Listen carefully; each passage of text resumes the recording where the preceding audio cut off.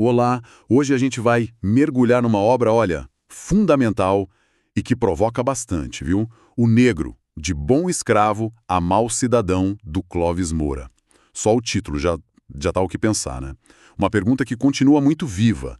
A nossa ideia aqui é fazer uma análise mais a fundo dos argumentos principais do Moura, com base nos trechos que a gente tem, investigar como ele desenha essa trajetória, sabe?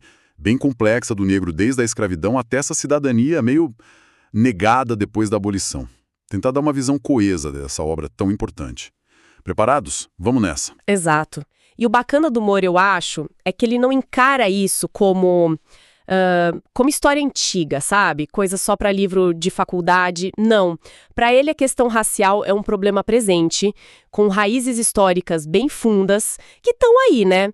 A proposta dele é, de fato, ousada, virar a chave da perspectiva comum, colocar a luta, a agência do negro no centro, e não como um detalhe. Faz todo sentido. E ele vai direto questionar uns mitos aí que, nossa, ainda estão muito presentes no Brasil. E essa inversão já começa forte no título, como você disse, e no subtítulo da primeira parte, né? Essa coisa do bom escravo contra o mau cidadão. O que está por trás disso na visão dele? Então, isso revela como se construíram dois estereótipos que, assim, serviram e, de certa forma, ainda servem para justificar certas coisas, né? O bom escravo, nessa visão que o Moura está criticando, seria aquele idealizado pelo sistema, passivo, leal, quase como um animal doméstico, sabe? Conformado com a violência, aceitando tudo sem reclamar. Uma figura que facilita a dominação, né? Exatamente. Uma figura que, na real, pouco existiu, mas que servia para desumanizar, para negar que o escravizado tinha vontade própria, que resistia. E aí, em oposição a isso, o Moura sempre lembra da figura real, constante, o escravo que se rebelava. O resistente. Sim, o que fugia, que lutava, que formava quilombos. Zumbi é o grande símbolo, mas não foi o único, longe disso. Essa resistência ativa, que nega aquela passividade. Daí vem a virada, né? Com a abolição, a coisa muda de figura. O discurso do bom escravo perde um pouco o sentido, e o que surge no lugar é o estigma do mau cidadão. O mau cidadão. Como que o Moura define essa figura? Explica um pouco mais. O mau cidadão, para Moura, é o negro que agora, no papel, é livre, mas que, bom, ele não se encaixa no projeto de sociedade que a elite branca queria. Ele é jogado para as margens, associado à favela, ao cortiço, esses espaços precários. É ligado ao subemprego ou ao não trabalho, à vadiagem, à criminalidade, bebida. Uma série de rótulos negativos. Exato. E o ponto central do Moura isso não é só uma descrição da realidade. É uma construção ideológica muito forte. Ela serve para quê? Para justificar a exclusão. Para jogar a culpa da marginalidade no próprio negro, sabe? E aí a sociedade, o Estado, lavam as mãos. É a opressão continuando, só que de outra forma. Nossa, essa ideia do mau cidadão como álibi é muito forte. E na prática, como é que essa exclusão aconteceu logo depois da abolição? Não foi só discurso, certo? Ele usa um termo cidadão repelido. Isso, cidadão repelido, é um termo-chave mesmo. Descreve bem a situação do ex-escravizado. Ele é lançado numa sociedade de classes sem apoio nenhum. Zero, nenhuma política para integrar, para reparar o passado, para dar acesso à terra, à educação, a nada. Pelo contrário. O que o Estado brasileiro faz, e o Moura mostra isso com dados, especialmente em São Paulo, é incentivar e muito a vinda de imigrantes europeus. Ah, a famosa política de imigração. Exatamente. Essa imigração foi vista pela elite do café e pela indústria que estava começando como a solução perfeita para a mão de obra. Os europeus eram vistos como mais adequados, mais disciplinados para o trabalho assalariado. As tabelas no livro do Moura mostram isso claramente, sabe? A população escrava diminuindo rápido no final do Império. A Lei Eusébio de Queiroz já tinha cortado o tráfico em 1850. Sim, e a porcentagem de escravos na população despenca até 88. Ao mesmo tempo, a entrada de imigrante italiano, português, espanhol explode. Em São Paulo, no final do século XIX, foram centenas de milhares. Então se cria uma competição totalmente desleal no mercado de trabalho. Precisamente. O Moura chama isso de barragem na competição. O trabalhador negro que acabou de sair da escravidão, sem qualificação formal para aquele novo mercado, sem rede de apoio, sem grana, encontra uma barreira. O imigrante europeu, que às vezes tinha até um subsídio do governo, uma ajuda do consulado, redes de contato e, principalmente, a preferência clara dos patrões. Levava vantagem? Total. O negro era deixado de lado, visto como, ultrapassado, ligado a um sistema atrasado ou simplesmente como indesejado mesmo. Fica muito claro que não era só, ele não estava preparado, era uma barreira econômica intencional. E com um componente racial fortíssimo. Como que o Moura detalha esses mecanismos do preconceito que sustentavam isso? Ele mostra como os estereótipos negativos foram, assim, criados e espalhados de forma sistemática. Ele até cita pesquisas como uma do Octaviani, que perguntou para estudantes brancos que palavras eles associavam a negros e mulatos. A lista é assustadora. Imagino. Malandro, preguiçoso, cachaceiro, sujo, desonesto. Até feio, macumbeiro. Coisas assim muito pesadas. E isso mostra como esse racismo que desumaniza estava internalizado, né? E a questão da miscigenação, do casamento interétnico, muita gente usa isso para falar da democracia racial. Pois é, Moura vai direto nesse ponto. Enquanto alguns viam isso como prova de que não havia racismo forte aqui, ele argumenta que muitas vezes essa união vinha junto com a ideia do branqueamento. A ideia de melhorar a raça. Isso. A crença de que se misturar com o branco era um jeito de clarear os descendentes, como se o negro fosse algo a ser diluído, apagado. As pesquisas da época que ele cita mostravam isso. As pessoas aceitavam mais ter negros como vizinhos ou colegas do que como marido ou esposa. Mostra o limite dessa suposta harmonia, né? Na hora do vamos ver, na intimidade, a barreira aparecia. Entendi. E sobre a criminalidade, que é algo que, infelizmente, até hoje usam para estereotipar a população negra. Moura aborda isso? Aborda, e de forma muito crítica. Ele traz dados lá dos anos 50 que mostravam, sim, que negros e mulatos estavam mais representados entre os presos em cidades como Rio, São Paulo, Minas. No Rio, por exemplo, eram uns 30% da população, mas mais de 60% dos condenados.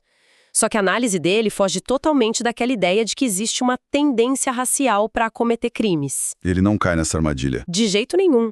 Para ele, esses números são o espelho da marginalização brutal.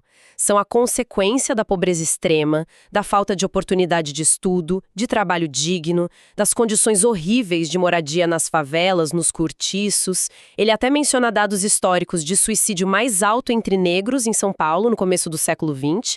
Para ele, isso era sintoma do desespero, da desestruturação social que essa exclusão pós-abolição causou. Então, o crime é visto como um problema social que nasce na desigualdade e não como traço de raça. Certo. Então, além de mostrar essa realidade da exclusão, o Moura também se dedicou a desmontar as narrativas que tentavam encobrir isso. Ele ataca de frente alguns mitos do Brasil, como essa ideia de uma escravidão mais suave aqui, ou a tal democracia racial. Isso parece bem central na obra dele, né? Que pintou um quadro, às vezes, meio romantizado das relações entre senhores e escravos. Moura vê essa narrativa de harmonia, de paternalismo bonzinho, de mistura fácil, como uma cortina de fumaça. Uma forma de esconder a realidade. Exato. Uma ideologia que mascara a violência, que era a base de tudo. A exploração desumana. Aquela imagem bonita da Casa Grande, ele confronta com a realidade dura da senzala. Chicote, fome, doença, mortalidade altíssima. A infantil, então, era absurda. Ameaça constante de separar famílias, destruir culturas. Não tinha como ter harmonia na escravidão, né? E ele usa dados para mostrar que a escravidão aqui não era branda. Usa sim, ele não fica só na retórica. Moura faz comparações, por exemplo, com os Estados Unidos. Citando outros autores, como o Skidmore, ele levanta um ponto interessante. Nos Estados Unidos, a população escrava cresceu muito mais por reprodução natural do que aqui, mesmo com menos alforria lá. Para Moura, isso indica o quê? Que as condições de vida, de trabalho, de reprodução aqui eram piores. Mais mortalidade, menos crescimento natural dos escravizados. Isso é um argumento forte contra a ideia da brandura. Com certeza. Ele fala da expectativa de vida baixíssima, das doenças que matavam muita gente, pioradas pela má alimentação, falta de higiene, fora a violência do dia a dia e o trabalho que esgotava nas lavouras, nas minas.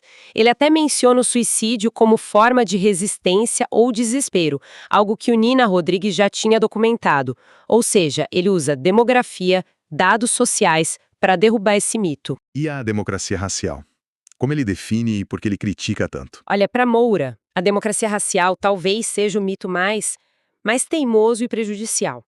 Ele vê como uma ideologia muito esperta de controle, porque ao vender a ideia de que o Brasil era um paraíso racial, sem preconceito sério, onde todo mundo convivia bem, essa ideia acabava negando o conflito real, a desigualdade racial profunda que existia e existe. E qual o efeito disso, segundo ele? Desmobilizar a população negra, dificultar a organização para lutar por direitos, porque, oficialmente, o problema não existia ou era pequeno. Entendi, uma forma de manter as coisas como estavam. Isso. Criticar a democracia racial para o Moura era essencial para mostrar as estruturas de poder de verdade e como o racismo continuou de formas diferentes depois da abolição. Ele até discute com outros sociólogos que estudaram relações raciais, como Donald Pearson na Bahia. Ele reconhece a importância, mas aponta que muitas vezes essas análises não pegavam a força desse preconceito disfarçado de harmonia. Fica bem claro que a crítica do Moura é demolidora tanto da realidade da exclusão quanto dos mitos que tentavam justificá-la. Mas a análise dele não fica só na denúncia, né? Um ponto que parece muito forte na obra é a resistência negra. Ele coloca isso como central, até olhando para fora do Brasil. Fundamental, a resistência não é um capítulo à parte para Moura. É a coluna vertebral da análise dele. Ele vira aquela lógica que só viu o negro como vítima passiva. Para ele, o negro foi e é sujeito da sua história, protagonista das suas lutas. A segunda parte do livro, O Negro na Emancipação da América Latina, mesmo com o que a gente tem acesso, deixa isso muito claro. Ele quer entender o papel ativo do negro nas independências, nas mudanças sociais em toda a América Latina. Ele viu o negro como um grande credor político dessas nações. Um credor político interessante isso. Sim. E os exemplos do Haiti e de Cuba que estão nos trechos mostram bem essa visão. O Haiti é a República de Negros Revolucionários.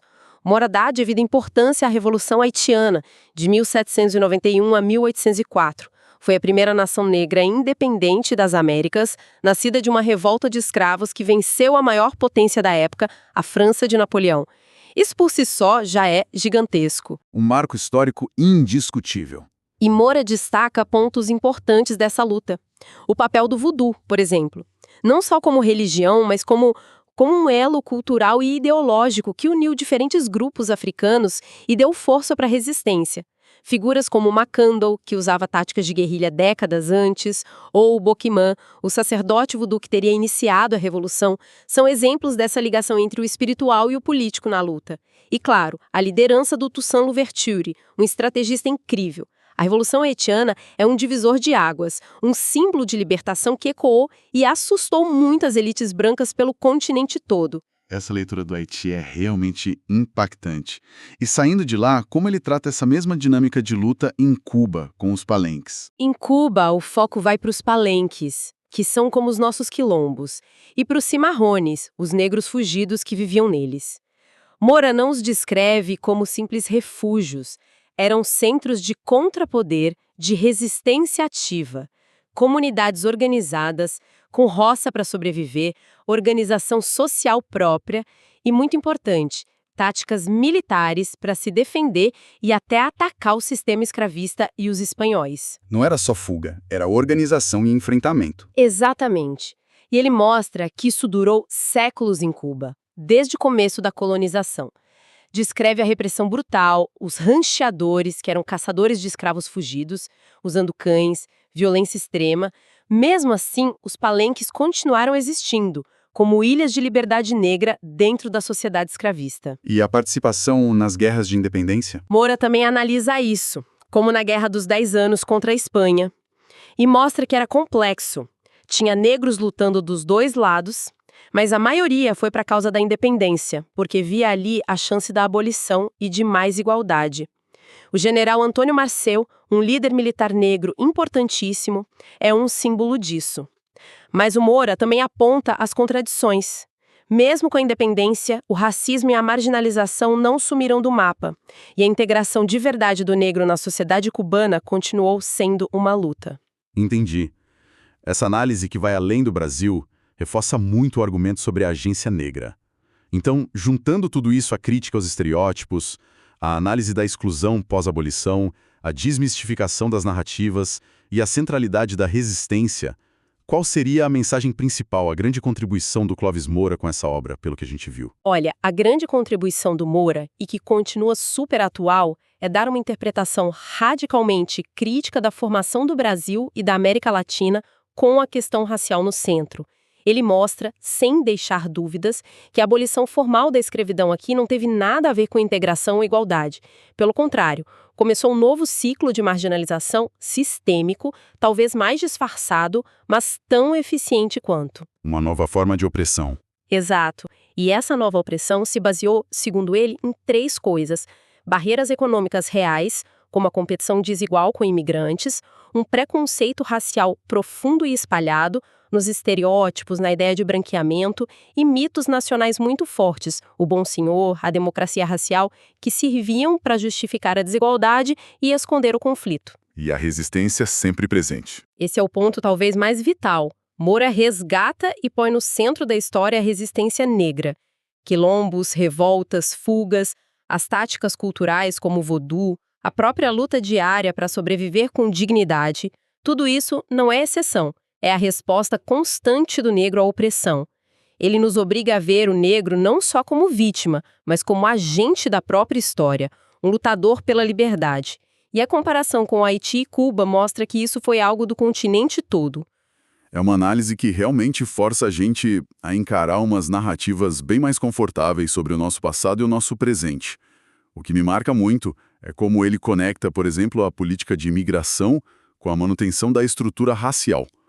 Não é só o mercado, é uma escolha política clara com consequências raciais que lhe deixa nuas. Exatamente. O trabalho do Moura tem essa força de tirar a naturalidade daquilo que muitas vezes foi visto como natural e inevitável. Ele expõe as engrenagens sociais, econômicas, ideológicas que criaram e ainda criam a desigualdade racial no Brasil. Ele desafia qualquer visão que diminua o racismo ou que pinte o negro como passivo. E isso nos leva, quem sabe, a uma reflexão final que o livro provoca, né? Ao mostrar como se construiu essa figura do bom escravo que, quando vira livre, se torna um mau cidadão para a elite, Moura nos dá ferramentas para entender hoje. A provocação que fica é como essa análise dura da exploração que continuou e da resistência que não parou, feita pelo Moura décadas atrás, ainda ajuda a gente a entender as raízes das tensões sociais, dos estereótipos racistas e das lutas por igualdade que marcam o Brasil de hoje. Fica aí a pergunta para quem nos ouve continuar pensando.